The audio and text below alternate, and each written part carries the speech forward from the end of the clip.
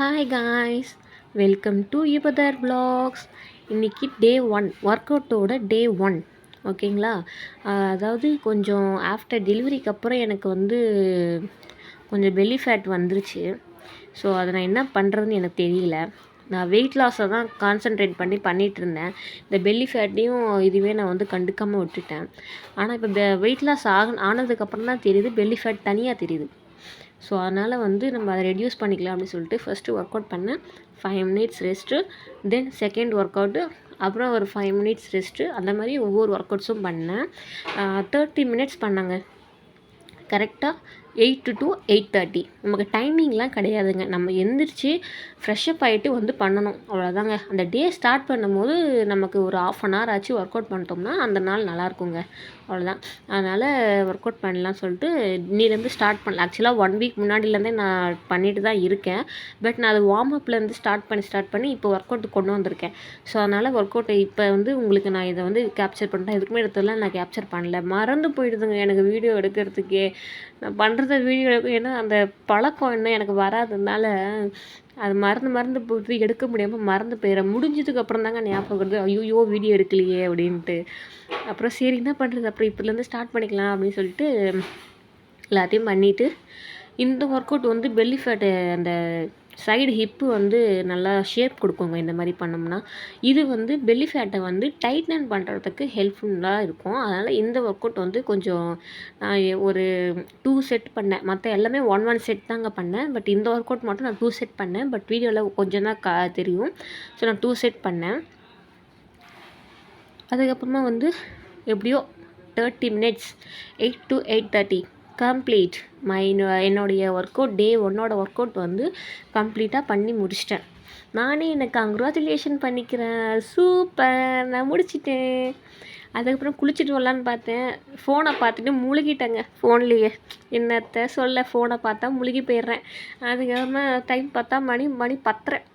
என்ன பண்ணுறது, என் பையன் 11 மணிக்கு வந்துடுவான். அப்புறம் நான் சமைக்கணும், எடுக்கணும், பண்ண விட மாட்டான். அரிபரியாக பண்ணிகிட்டு இருந்தாங்க. தால் பண்ணிடலான்னு சொல்லிட்டு எனக்கு என்ன பண்ணுறதுன்னு ஒரு ஐடியாவுமே இல்லை. ஸோ அதனால் தால் பண்ணிடலான்னு சொல்லிட்டு தாலும் சேப்பக்கிழங்கு வறுவலும் பண்ணிடலாம் அப்படின்ட்டு அதை தாங்க ரெடி பண்ணேன். என் பையன் வந்துட்டான், ரெடி பண்ணிகிட்டு இருக்கும் போதே வந்துட்டான். அதை பாட்டுக்கு டிவி பார்த்துட்டு இருந்துச்சு, டிஸ்டர்ப் பண்ணிகிட்டு இருந்தான். அதனால கண்டுக்கல. அப்புறமேட்டு அதுக்கப்புறமா குக்கிங் வேலையை முடிச்சுட்டு ஆப்பத்துக்கு மாவு அரைக்கிறதுக்காக அரிசி ஊற வச்சுருந்தேன், மில்லட்ஸ்லாம் போட்டு. அதனால் அதை அரைச்சி வச்சிடலாம், அப்போ தான் ஃபர்மெண்ட் ஆகும்னு சொல்லிட்டு ஃபர்மெண்ட் ஆகிறதுக்காக மதியமே ஒரு 11 o'clock இருக்குங்க. 11:30 கிட்டே இருக்கும்னு நினைக்கிறேன், டைம் பார்க்கல. ஸோ இப்போ அரைச்சி வச்சா கரெக்டாக இருக்கும் நம்ம 7 o'clock ஊற்றுறதுக்குன்னு சொல்லிட்டு அரைச்சி வச்சிட்டாங்க. தேவையான இதெல்லாம் இல்லை, ஒரு 3 to 4 times போட்டிருப்பேன்னு நினைக்கிறேன். ஏன்னா கொஞ்சம் கொஞ்சமாக போட்டு அரைச்சா தான் நல்லா மையாக, அதாவது ரொம்ப பேஸ்ட்டாகவும் இல்லாமல் ரொம்ப கொரகொரன்னு இல்லாமல் அந்த ஒரு இதுவுக்கு அரைக்கணுன்றதுனால 4 times போட்டாங்க. 4 times போட்டு மிக்சியே ஹீட் ஆகி போச்சுங்க. அதுக்கப்புறமா நம்ம எப்போயா தானே பண்ணுறோம், தப்பில்லை அப்படி சொல்லிட்டு அதுக்கப்புறமா அந்த மாவு எல்லாத்தையும் அரைச்சதெல்லாம் ஒன்றா ஊற்றிட்டு இது பண்ணிவிட்டு எனக்கு தேவையான மாவை மட்டும் எடுத்து வச்சுக்கிட்டேன். தனியாக கொஞ்சமாக எடுத்து வச்சுட்டு, ஏன்னா நம்ம தேவையானது எடுத்து வச்சிட்டோம்னா மிச்சத்தை நம்ம சால்ட்டு போட்டு வச்சிட்டோம்னு வச்சுக்கோங்களேன், அது ரொம்ப புளிச்சு போய் ஒரு மாதிரி ஆகிடும்லங்க.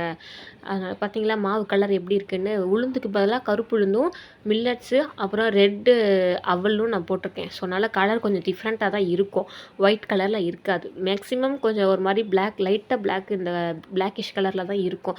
பிளாக்கும் ஒயிட்டும் மிக்ஸ் ஆன கலரில் இருக்கும். ஓகேங்களா. அது எப்படி சொல்கிறது, சிமெண்ட் கலர்னு வச்சுக்கோங்களேன், அந்த மாதிரி கலரில் இருக்கும். ஸோ அந்த மாதிரி இது பண்ணிட்டு நான் தனியாக ஊற்றி வச்சுட்டு அதில் கொஞ்சம் சால்ட்டு, கொஞ்சம் லைட் ஒரு பிஞ்சு, நிறையெல்லாம் போடக்கூடாது, ஒரு பிஞ்சு, அதாவது இந்த பஃபினஸ் வரத்துக்காக லைட்டாக ஒரு பிஞ்ச் ஆப்ப சோடா போட்டு நல்லா மிக்ஸ் பண்ணி, நல்லா அடின்னு அடித்து நல்லா மிக்ஸ் பண்ணி நல்லா இது பண்ணி வச்சாச்சு. அதுக்கப்புறமா நல்லா தண்ணி நிறைய ஊற்றி நல்லா தண்ணியாக மிக்ஸ் பண்ணி வச்சேன்னா அப்போ தான் அதை பஃப்பாக அந்த உப்பி வரும்போது, ஃபர்மெண்டேஷன் ஆகி வரும்போது அந்த கெட்டித்தன்மைக்கு நம்ம திரும்ப தண்ணி ஊற்றி மிக்ஸ் பண்ணிக்கலாம். அப்புறம் முடிச்சுட்டு பார்த்தா என் பையன் டிவி பார்க்குறான்.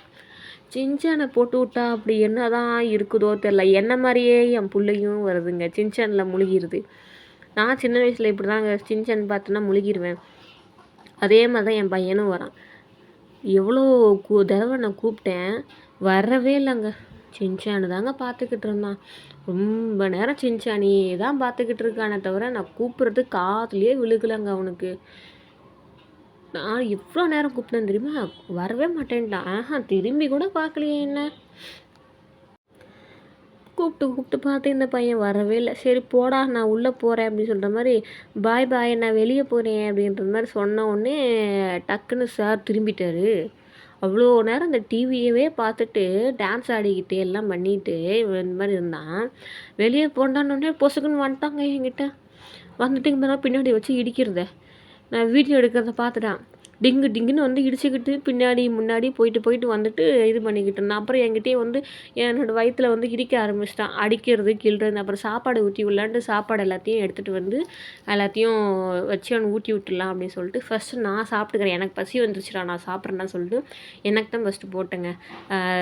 அந்த தாலோட தண்ணியை எடுத்து அதில் வந்து ரசம் வச்சேன். ஸோ ரசம் தால் அந்த அந்த பொரியல் அது மாதிரி வச்சு தான் சாப்பிட்டேன். ஸோ குவான்டிட்டியே கொஞ்சம், அதாவது நான் எப்பவுமே சாப்பிட்றத விட கொஞ்சம் குவான்டிட்டி குறைச்சிக்கிட்டேன். ஸோ நான் தட்டில் சாப்பாடு போட்டதுமே என் பையன் பாருங்க என்ன பண்ணுறான்ட்டு. அவ்வளோ நேரம் டென்ஷன் பார்க்குறான். என் தட்டை பார்த்ததும் பாருங்கள் எப்படி வரான்ட்டு. அவனுக்கு கொடுக்காம நம்ம ஒரு பொருள் கூட சாப்பிட்ற முடியாதுங்க. அவனை விட்டுட்டு நம்ம ஒரு பொருள் நம்ம சாப்பிட்டோம், நம்ம அவ்வளோதாங்க, நம்ம காலி. நம்மளை உண்டு இல்லைன்னு பண்ணிவிடுவான். பாருங்கள் அழுவுறத பாருங்கள். அவனுக்கு கொடுக்காம சாப்பிட்றான்ட்டு அழுகுறாங்க. அவனுக்கு கொடுத்ததுக்கப்புறம் அதை பாட்டு சின்சான் பார்த்துக்கிட்டு இது பண்ணிவிட்டு இது பண்ணா. சரி இருடா அம்மா சாப்பிட்டு ஊட்டி விட்றேன்டா பசிக்குதுடா அப்படின்னா அப்படியே சவுண்ட் விட்டுட்டே இருந்தான். சரி நான் அவனுக்கு ஒரு வாய் நடுவில் ஊட்டி விட்டு நம்ம அவர் பாருங்க துரை சார் வந்து சின்சான் தான் பார்ப்பறான். நம்ம வந்து அவருக்கு ஏற்ற மாதிரி போய் அவர் வாயில் ஊட்டி விடணும். அவர் அதை பார்த்துக்கிட்டே வந்து சாப்பிடுவார். நான் என்னத்தை சொல்ல இந்த பையனை. இப்படியும் இந்த புள்ள வளர்ந்து நிற்கிதே, நான் என்னத்த சொல்கிறது, எனக்கு என்ன சொல்கிறதுனே தெரிலங்க. இந்த பையனை ஃபஸ்ட்டு ஒன்று அடிக்கிறது, எனக்கு அடிக்கிறது, இல்லைன்னா சின்சான் பார்க்குறது, இப்படி தாங்க. அப்புறம் நைட் ஆகிப்போச்சு. நைட்டு 7:30 மணிக்கெலாம் குழந்தைக்கு சாப்பாடு டிஃபன் ஊட்டிடணும் இல்லையா, அதனால் ஆப்பை சுட்டு ஊட்டிடலான்னு சொல்லிட்டு நான் வந்து 7:30 to 8க்குள்ளே நான் என்னோடய பிரேக்ஃபாஸ்ட் டின்னரை முடிச்சிருவேங்க. அவனுக்கு 7 o'clock அவனுக்கு ஊட்டிடுவேன். ஸோ ஃபஸ்ட்டு ஒரு ஆப்பம் ஊற்றினேன். அது வந்து கொஞ்சம் மாவு வந்து கெட்டியாக இருந்த மாதிரி இருந்துச்சு. ஸோ அதனால் அதுவும் இல்லாமல் எப்பவுமே நான் ஃபஸ்ட்டு ஊற்றுற ஆப்பமோ தோசையோ சரி, வந்து எப்பவுமே ஃபஸ்ட்டு ஊற்றுற தோசையாக இருந்தாலும் ஆப்பமாக இருந்தாலும் தனியாக எடுத்து வச்சுருவேன். அது ஒன்று நாய்க்கு போட்டுருவேன், இல்லைன்னா வேறு எதனா பண்ணிவிடுவேன். இல்லைனா நாங்கள் யாருன்னா சாப்பிட்டுக்குவோம். ஆனால் குழந்தைக்கு கொடுக்க மாட்டேன். ஏன்னா ஃபஸ்ட்டு வந்து என்னதான் இருந்தாலும் வாஷ் பண்ணி பண்ணுறதா இருந்தாலுமே அதில் லைட்டாக சின்ன சின்ன இது எல்லாமே இருக்கும். ஸோ நம்ம என்ன வாஷ் பண்ணாலும் சில விஷயங்கள்லாம் போகாது. ஸோ ஃபஸ்ட்டு சுடுறத வந்து எப்போயும் நான் இது பண்ணி தான் போடுவேன். செகண்டு இது பண்ணுறத தான் நாங்கள் சாப்பிடுவோம்.